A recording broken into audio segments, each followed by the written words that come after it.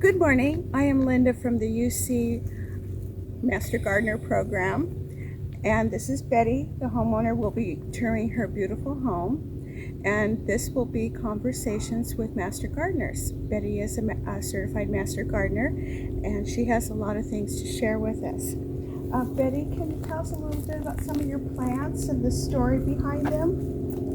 Do you want me to start with how I did this, or Yes. what? Let's start with, did you tell me that this used to be the rabbit house? Yes, when I moved in, it was a beautiful grass yard, and over the years, I noticed that the rabbits, when I would come home, it would be a sea of cottontails, and they were just destroying my grass to the point where it was down to the roots, and it looked really bad. I got a letter from the homeowner saying, "What are you going to do about your yard? It looks terrible." And I wrote back and I said, "Yes, I know that, but I have a rabbit problem," because rabbits were just everywhere. And then at that point, I decided, since I can't get rid of the rabbits, and plus we were in a drought, I decided to go ahead and convert to drought tolerant, but I had to get HOA approval. So I show up at the first board meeting, and as soon as I said my name, they go, "Oh, you're the rabbit lady." And I go, "What are you talking about?" So it was a very lengthy process to get approval. I couldn't get them once I finally got them to kind of like the idea of a drought tolerant yard, because I'm the first homeowner in this association to do that, and apparently I have the largest front yard, which I didn't know. Once I finally got them to accept the idea, then they didn't like the plants I was choosing. So it was back and forth, and it took many months to get it approved, and then when they finally did approve it, they gave me 1 month to do it. I got it done in a week because I was so mad. Okay, because I had everybody lined up. I had all my contractors lined up. The only contractor I used was a guy who came in and ripped out what was left of the soil, of the sod, and he took that away and he did the drip system. I did the rest. Me. So that's why I did it. So how far down, when he got rid of the lawn, how far down did you have to go to fill in? He didn't go I did not fill in. I didn't put any plastic tarp down. He just took the top just to get the sod out. And then I went along and made sure there weren't any big roots around, but I didn't do the plastic tarp, whatever you call that. I didn't do any of that because this is 2,500 square feet. That would have been, I didn't want to do it. So combination of rabbits and wanting to be water conscious, that's why I decided to do this. Okay, so Long story what's there. what's below then your mulch? Just Dirt, soil, Okay. just soil. And it's the original soil. The original soil, right. I did Okay. not do any filling, didn't do any of that. I just took what I had and started digging holes. So your driving factor on making that decision was pretty much because your grass was dying? Well, because the rabbits had destroyed it. Plus, remember, water bills were going up and up and up. California was in the middle of a drought.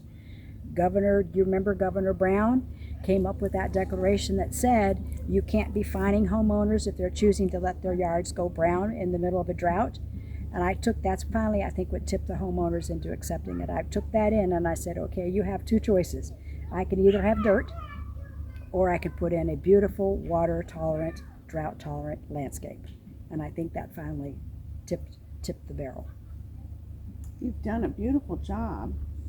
You have so many interesting plants. I think this one's new from the last time I was here. No, that's been here a while. Has it? It's called the Skyflower Duarte, and I like it because it's got an unusual blossom. Oh wow, it looks like it's two-tone or variegated. Right. So I tend to go with the purples and the blues, and so that's what this is, yeah.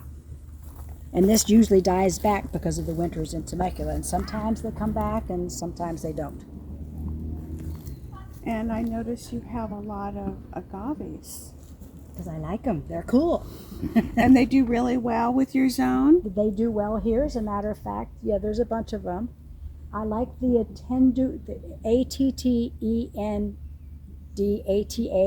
because they do not have spines and they don't have teeth. You notice these all have spines and teeth, and they're wicked. So that's just a type of agave. So now, what is your zone here? I think I would Sunset 18. So you're in Sunset, and the USDA one is? It's a 9A. A 9A. And so that means you get some freeze. Yes. And your agaves look like they handle the freeze. I don't see any damage at all. A week after I had done all of this is when Temecula got their 100-year snow. Uh-oh. So none of the plants had had a chance to even get acclimated. I mean, that was a week later. So I'm out here with my broom, you know, especially in the back, because the branches were all the weight of the snow, and I lost probably half of what I had planted. Ooh. Because, well, nobody was expecting a snow in November, especially in Temecula. I mean, I've been here 15 years, and that's the only time we've ever had snow, and it just happened to be a week after I'd put everything in. You know, Murphy's Law, right? And then you did a dry stream through here. Right. That gives it some nice interest. Well, I wanted to do something, plus that's also when it does rain, I get a lot of heavy rain, and I was getting runoff. So this was a way to, because that's a low spot in the yard, and you see the drain from the back is right there. So it all comes this way, so it's a way to direct that water, so I wasn't getting any erosion. So it also brings the water from the backyard through here. And French drains on both sides. Excellent. So this helps direct it. And then after a while, I decided to carry it on out and put it on the other side of the driveway as well. And I noticed you have some beautiful trees here. What was your reason for choosing these specimens? We were out in Palm Desert, out at Stagecoach, and we spent the night, and I noticed these out there, the Palos Verdes. These are called desert museums, and I love the color of the tree and the bark, that green. And then when they're in blossom, it's that yellow little blossom, and they're drought tolerant. They have a nice shape. It'll have a nice canopy as they get older. And then a friend dropped off 2 little tiny mesquites, and that's what this one is here. Wow, and it's multi-trunked. Yes. It's gorgeous. I have no idea what kind of mesquite it is. I just know it's a mesquite, and I like the bark on that too. That's really interesting. Let's walk down around this way.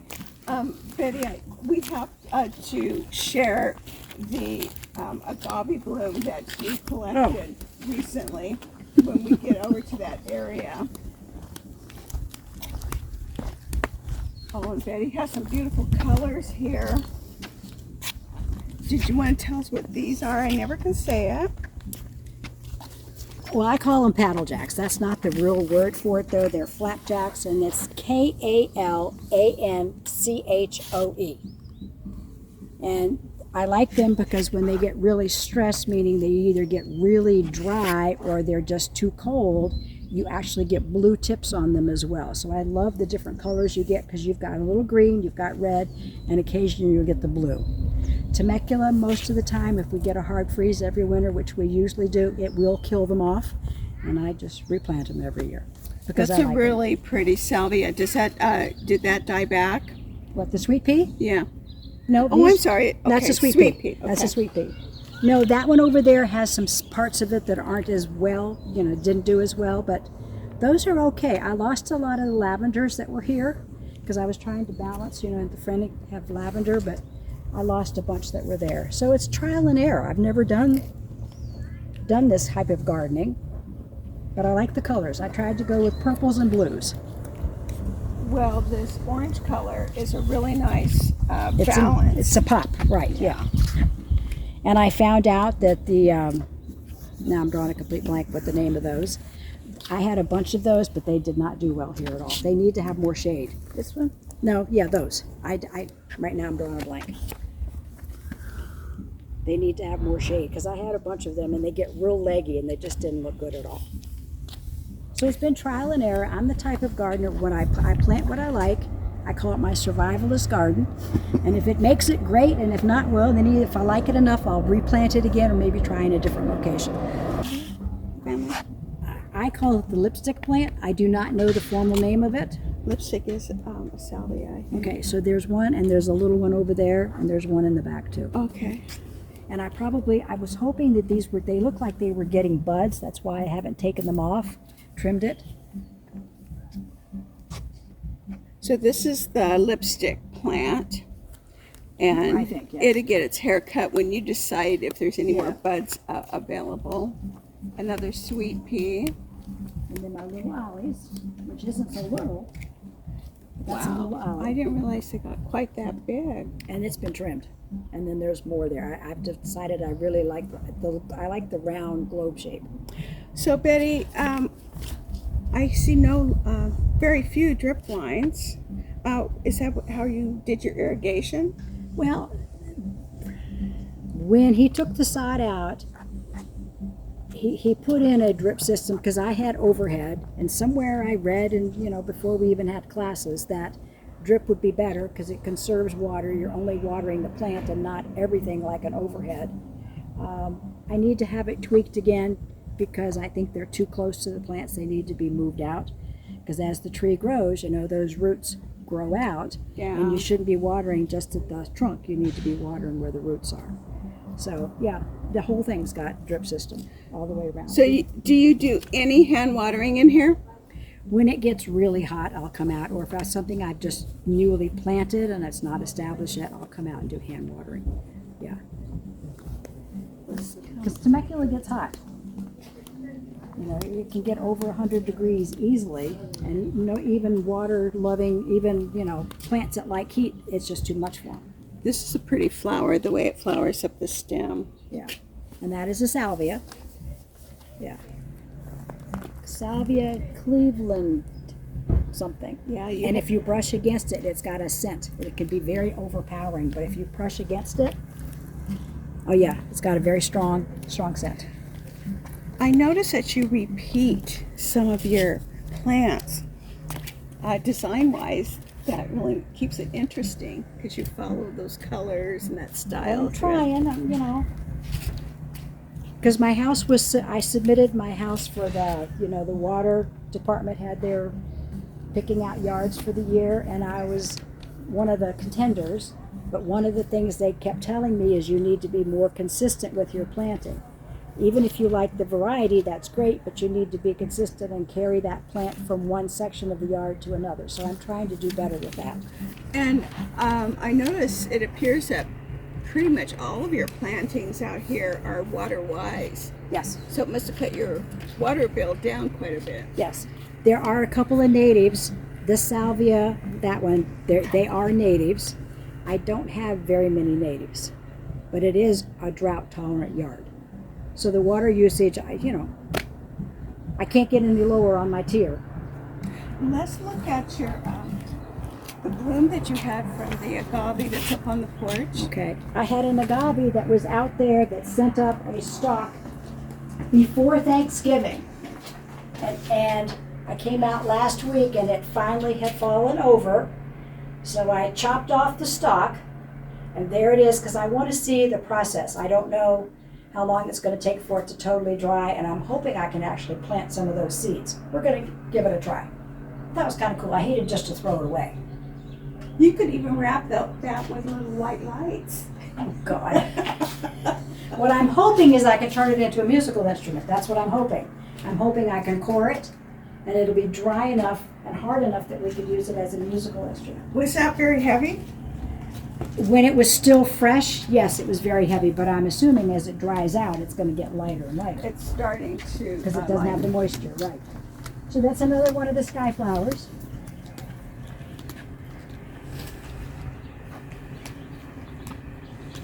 And that's that Crape Myrtle. I love this Crape Myrtle because it's not a tree, it's a shrub. And it has beautiful orange-red leaves in the fall. Looks really nice. And what color crepe myrtle is this? Do you know? Is it I'm a drawing pink? a blank. It's not white. It's pink purplish. I like the colors of the leaves. I didn't even think about the color of the flowers. I just like the shape of it. Now, do you get bloom from now through October with the crepe myrtle? Or is it too? Well, I don't know. I haven't had real good luck with crepe myrtles. That seems to be the best one. I had 3 over there. The only one that looks like it's actually going to make it is the one in the corner. And I think it's because that's more dry over there. It doesn't get watered as much. So I maybe need to increase my water over there. But I'm trying not to. So I'm just going to let it go. And I like those. And right now I'm drawing, they're spoon something. But I like that shape of these right here. I think that's kind of cool. Something different. And then the little ollies are interspersed. And this is one of my new favorite ones I like. This is an Arabian lilac. They're drought tolerant once you get them established, but what I like is the blossom. You get a purple tinge on it and green on one side, and you get that nice little blossom. That one It's right very here. dainty little blossom. Wow, that's pretty. Do you buy your plants locally? Yes, I try to because I want to support the local ones. I try to stay away from home, from the big box stores. I try and stay away from those. I like to support so I have a list that I'm going to give to you that'll show you all the various places that I've purchased plants that go, Oh, that would be wonderful. Yeah. That's a great benefit. and also too where I get a lot of the rocks. Now, how old are these olives? I put those in as soon as I moved in. I've been here 15 years, so they're probably about 13, 12 years old. And I need to have them professionally pruned, I think, because I've been whacking away at them, but I think I need to have somebody come out and shape them better for me because I can't reach the top parts. But we're getting there. And every now and then, even though they're non-fruit bearing, you know how that is, you still get olives.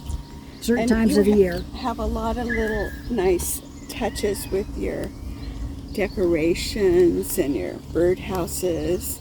I like how you did the ceramic balls through here for just a little vignette. And I got those at a place out in Palm Springs. Are they heavy? No, just I had them on a cart and I was, please don't fall, because then I'll have to get dinged for that, right? Yeah. So what is, these has a lot of seed pods on it. What is that? Starts with a C, and it's got a yellow blossom, and all of a sudden, it's not looking real good right now. For a while there, it had a nice, pretty yellow. There's one in the back that you can actually see the colors on it. And you notice all the little volunteer lavenders that are coming up? I think that's so cool, because I didn't plant a lot of these little ones. They're just coming up. Yeah, these look like the Spanish lavender. Right. And there's a whole bunch over there, too. They're just appearing, which I like. Yeah. They have a beautiful, beautiful color. And Jim, I don't know if you saw the boulders, but I had Southwest Boulder. Here's a plug for it. That's my favorite place. I had them deliver with a big crane, and they bring it, and you tell them, you tell them where you want it planted, parked, and they'll do them for you. And then we have over here, this is part of what you started. Right, on the outside, yeah. That cypress there, that's a Leland cypress, and I had one in the back, and I totally forgot when I planted it that those suckers get to be 80 feet tall. Well, actually, it's in a good place for that. There's So something around it. I had that one chopped out, and I planted another one out here. So I'm starting to plant out here. Got a little bit of a walkway. I don't know if you want to see it. So when I start getting out here in earnest, this is all going to be gone. All this bottom. Look how pretty that is. This just doesn't look good at all. And they're not watering it enough because I pay for this with my taxes. So they're supposed to be doing. So you can see, I've planted various things. There's an And olive these over trees there. were obviously here, right? Yeah, these are the sycamores, yeah, which should look never at- be planted. They're not drought tolerant at all. But I like the bark. Yeah. Yeah. But they won't make it if they. No, I had don't some have all enough along the water. side of mine, and I've taken them all out because they just don't look good unless you really give them a lot of water. And I'm trying to avoid. And this just it doesn't look nice. So this is all going to go. What is this? That looks like a honeysuckle. Isn't that what it is? Yeah. Yeah. Looks like honeysuckle. Oh, look at that bloom. That's beautiful. Yeah, there's more. There's more over here too. It smells good. Oh, that's interesting. There's yellow and white flowers on Yep. this.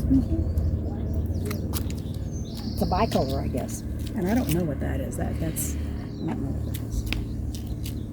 But yeah, so this is going to look nice. You know what? When I That get it looks all like done. the Ceanothus family. Is it? Because that's how the lilacs and ceanothus have a bloom. Does it have the smell? Well, No, that's but cool. not all of them have a Because that's drought tolerant. Yeah. Yeah. It has the tiny. And I got little tree saplings in the back from my neighbor's pines. And I brought them out here and I transplanted them so they'll get to be nice out here. I don't know if those are wildflowers or if they're a weed, I but think those are weeds. they sure have a pretty little blossom. I know, yeah, but I think they're weeds. Right? And what are the trees behind your fence there?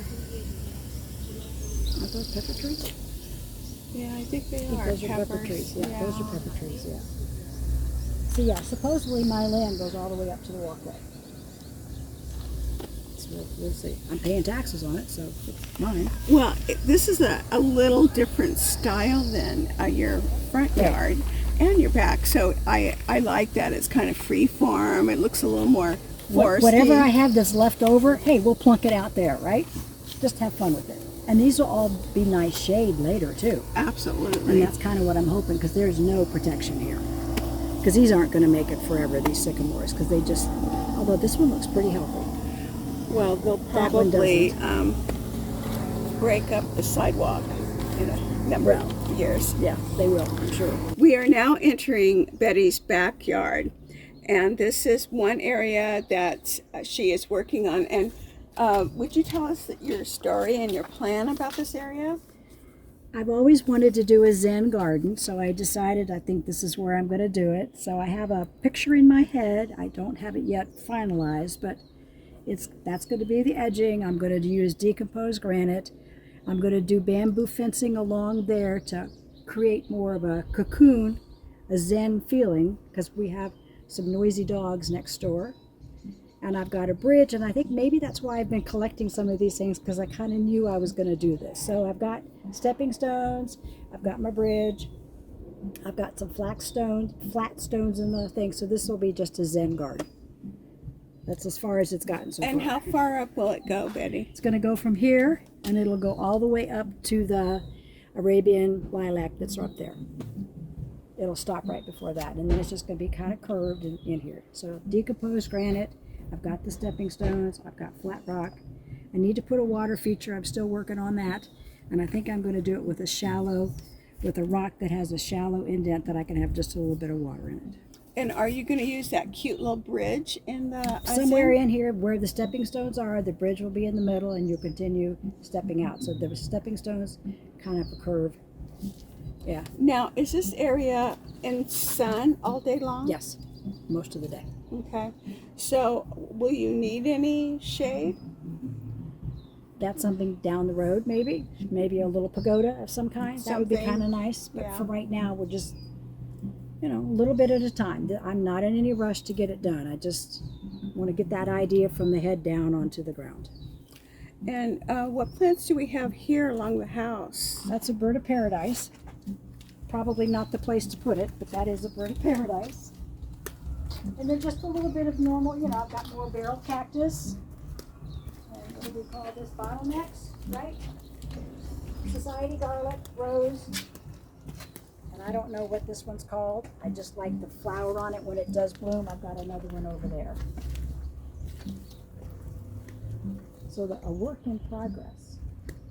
And then of course got my raised beds with We'll my have to tomatoes and double peppers. check, but is that like a horsetail maybe? No, It's not. No, because Okay. those are invasive. Okay, because these No, not a the horsetail. stalk looks really Yeah, it does, yes. kind of like that. Yeah. I'll let him go ahead. Oh, I'll get out of the way. Well, I'm in the So way. lead the way. Can you tell us what kind of trees these are? Those are podocarpus.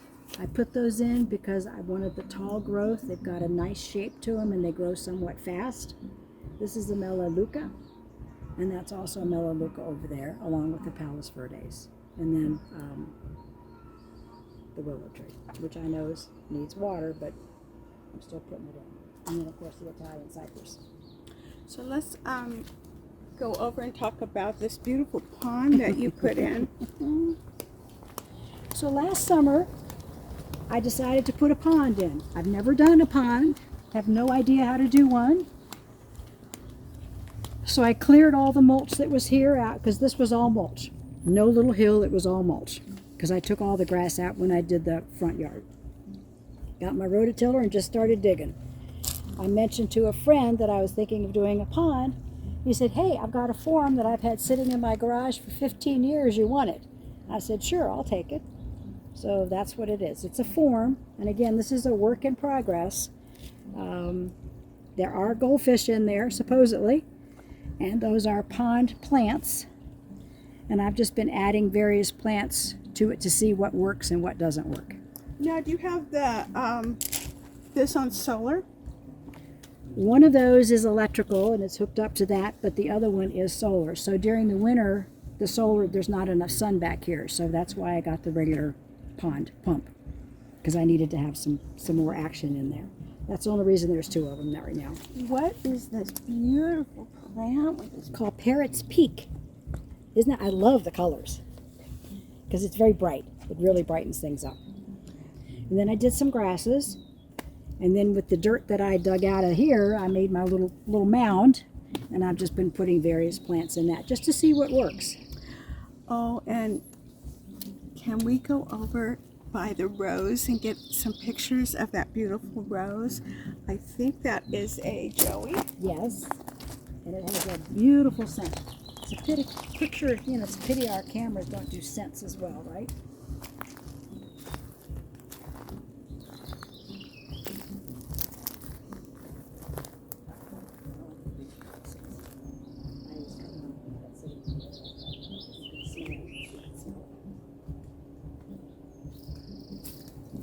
Well, these flowers are at least 4 inches. Some of them may have reached 5. I see one down below that probably was 5 when it was fully I open. like the color, and I like Oh, I the can scent. smell it from here without even getting close. Oh wow, look at how beautiful those agaves are on the hill. Yeah, a couple weeks ago I dug out all the pups. Oh my gosh. Did you replant them? I gave them away. I put an That's a ad, good master gardener that you're recycling. I put an ad on Nextdoor and said I had agave pups. Anybody interested? And I got oodles of responses. Yeah. So there's our plums. Those are all Skyflowers as well. These are more protected here. You notice they're much bigger than what's in the front. They're not as exposed to the cold as the ones in the front. So it's almost like a little microclimate back here, protecting. Your Palo Verde looks really happy. Now that is not a desert museum, so that one has some wicked thorns. I mean wicked. And you notice this one sheds. I didn't know that when I got it, but you notice the needles? They really do shed. The ones in the front, the desert museum doesn't seem to shed as much, but this one definitely does. But it's got a nice growth to it. Is it? I think there's one called the Mexican Palo Verde, and it has a really long Yeah. stuff, leaves and stuff. Yeah, that's what all of these are. These are all the leaves that have all come off of the tree. And I didn't realize they had that much litter. That's interesting. It's almost like a pine needle. Right. And you see the whole hillside on that one part is just covered. And, you know, once or twice a year I'll get out and I'll try and get it all up. But it's a lot. Oh, and I just love these flowers. Mm-hmm. My African daisies. The osteoperennium. Yes.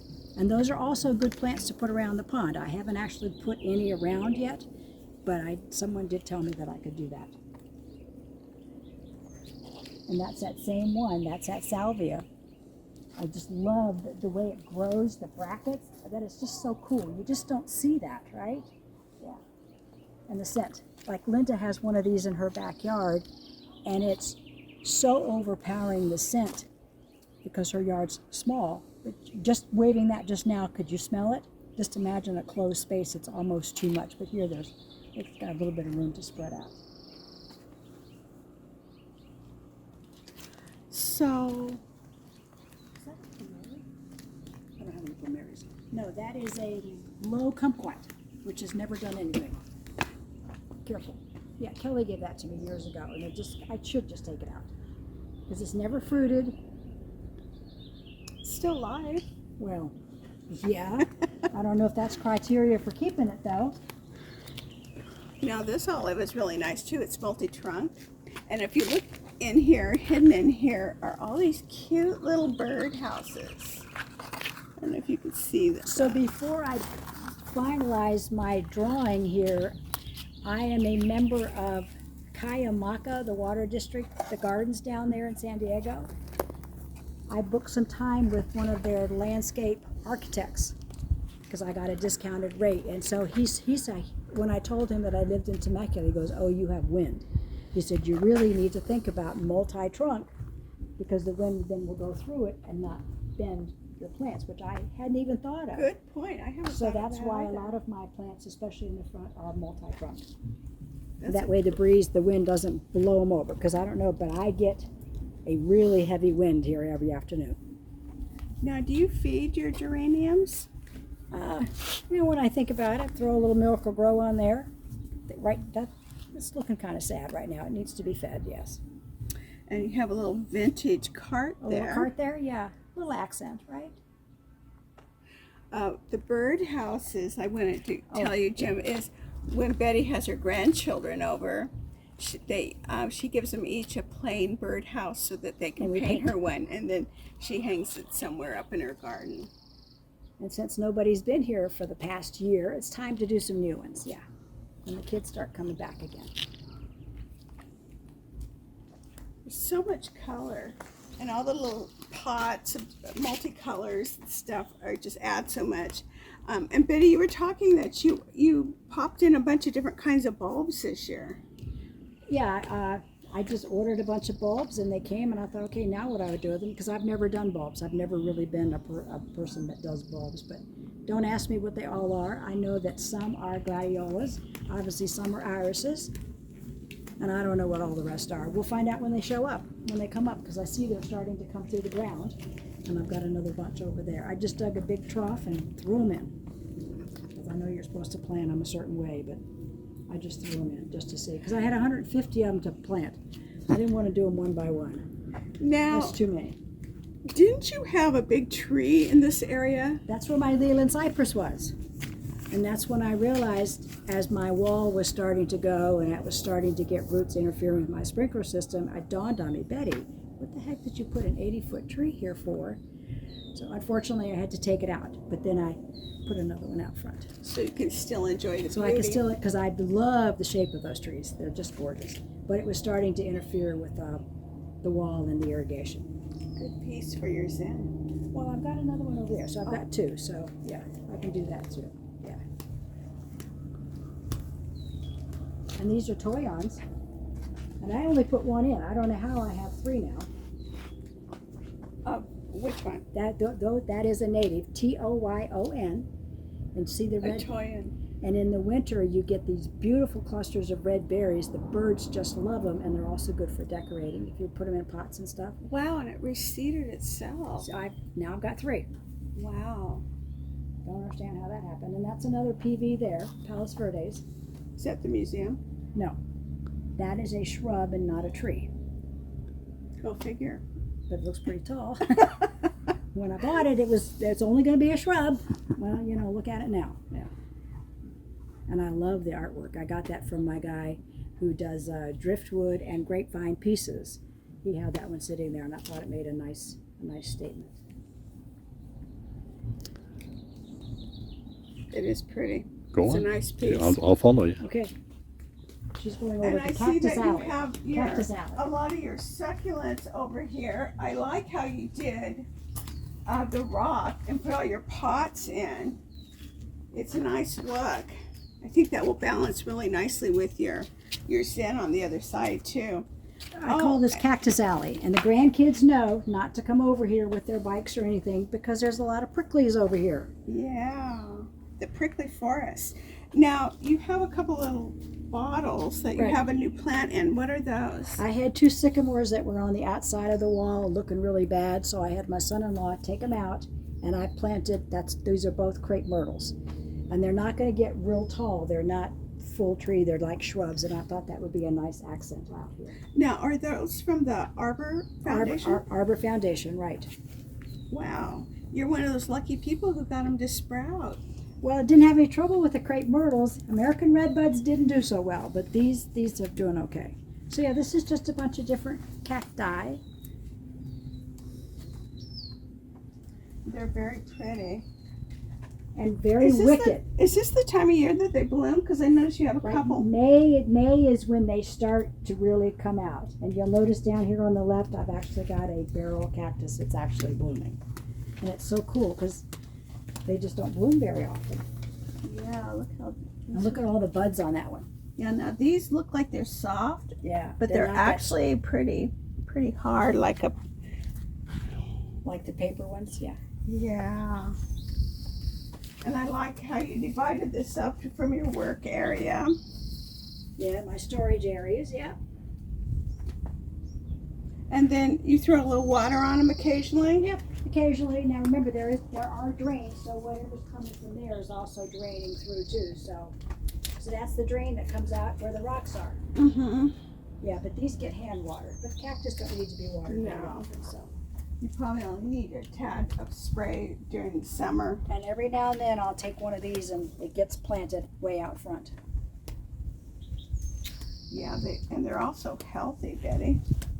Well, it's an experiment. I've never done this type of gardening. Back when you grow up on the East Coast, it's, a yard and forsythia and rose bushes, the typical. You put a couple starters in here. Well, you got to have nursery pots, right? Now, is this a starter, this little one right here? Yeah. Okay. Don't ask me what the name of it is. Oh, I didn't know. There's a bigger one around here if somewhere. it was receding or something. Yeah. Or if one will break off, you just plunk it in. Oh, and this is your Rain barrel. Your rain. I know. That's a mistake I made. It needs to be elevated. And I didn't think about that when I was putting it in. It should be Even when it's elevated, though, you have like 8-inch. Oh, I see. There's a water spigot down there. Right. Yeah, I guess you have to totally empty it and then. Yeah, and then because there's no way I can lift it. I mean, it was heavy enough just getting it back here. But I'm saying, yeah, I needed to elevate it because it's full of water. Is this concrete? Or is it that? I don't think it's resin. concrete. It's a Yeah, resin. It's a resin of some kind, yeah. It's a And then resin. those are my little babies, the little ones, right? Ooh, I like these little ones right here. This I know. fuchsia green. Isn't that cute? It's a different color. Yeah, Different color green, yeah. it's really pretty.